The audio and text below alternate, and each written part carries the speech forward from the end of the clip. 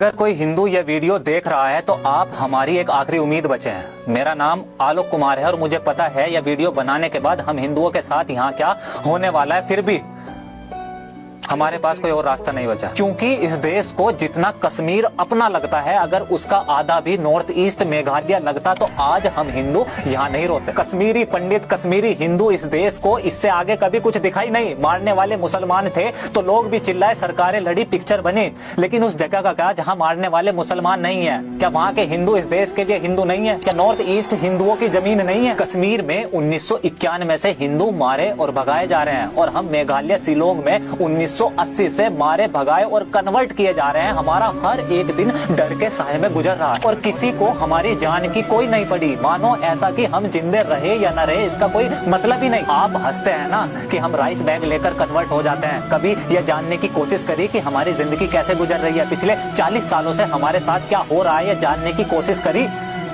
तो आज सुनो।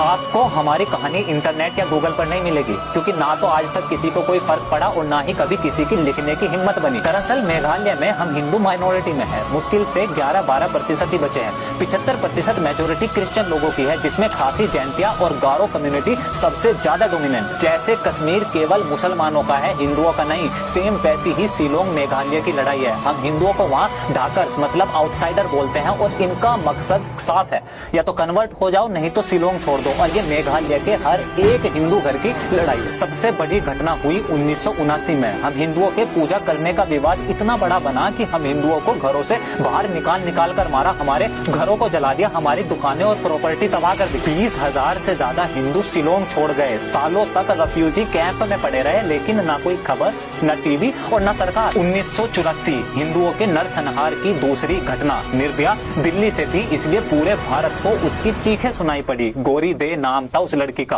प्रेग्नेंट थी वो। उसके पति के सामने बांधकर रेप और फिर धारदार बांस को उसकी आंतों तक घुसा दिया। यहाँ लोगों के कानों में वो चीख आज भी गूंजती है, लेकिन गले से आवाज नहीं निकलती।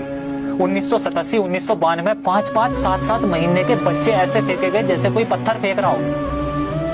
जिंदा लोगों को सरेआम जला दिया। तब से और आज तक आए दिन हिंदुओं पर हमले चल रहे हैं। यहाँ पुलिस और या लोकतंत्र काम नहीं करता। इस देश में लोकतंत्र केवल वही काम करता है जहाँ हिंदू मेजोरिटी में हो, वरना पुलिस और प्रशासन सब चुपचाप हमें मरता हुआ देखते हैं। अगर हम हिंदू शिलोंग में जिंदा है या लड़ पा रहे हैं तो वो केवल हरिजन सिख बस्ती या वहाँ बने गुरुद्वारे की वजह से है। जब भी शिलोंग में कोई दंगा होता है तो सारे हिंदू हरिजन बस्ती या गुरुद्वारे में चले जाते हैं। शिलोंग में केवल एक वो ऐसी जगह है जहाँ किसी की हिम्मत नहीं कि हमला कर दे, और इसी वजह से यहाँ के क्रिश्चियन लोगों की दो मांगे चल रही है। एक की हरिजन बस्ती को रिलोकेट कर कहीं और बसाया जाए, दूसरा इनर लैंड परमिट कि अगर किसी को मेघालय शिलोंग में आना होगा तो वो केवल परमिट लेकर ही आ सकता है। अगर ये दो चीजें हुई, यकीन करें कि अगले कुछ सालों के अंदर मेघालय शिलोंग में ना के बराबर हिंदू होंगे। कभी सोचा है यहाँ मेघालय शिलोंग में कभी कोई रेलवे क्यों नहीं आने दी? ये लोग नहीं चाहते कि यहाँ देश भर से ज्यादा संख्या में हिंदू आए या यहाँ आके नौकरी या बिजनेस कर। आज आप कश्मीर में जमीन खरीद सकते हैं, लेकिन मेघालय में कोई हिंदू जमीन नहीं खरीद सकता।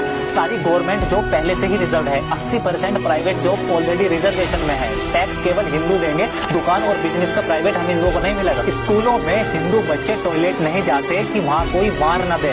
शाम को 5 बजे के बाद लोग घर से बाहर नहीं निकलते, पता नहीं वापस आए या ना आए। ये जो पूरा देश सीए चिल्ला रहा था ना, यहाँ ये मेघालय को सीए से बाहर रखा गया था। जब पूरा देश 15 अगस्त को आजादी का अमृत महोत्सव मना रहा था, यहाँ मेघालय में ब्लैक डे मनाया जा रहा था।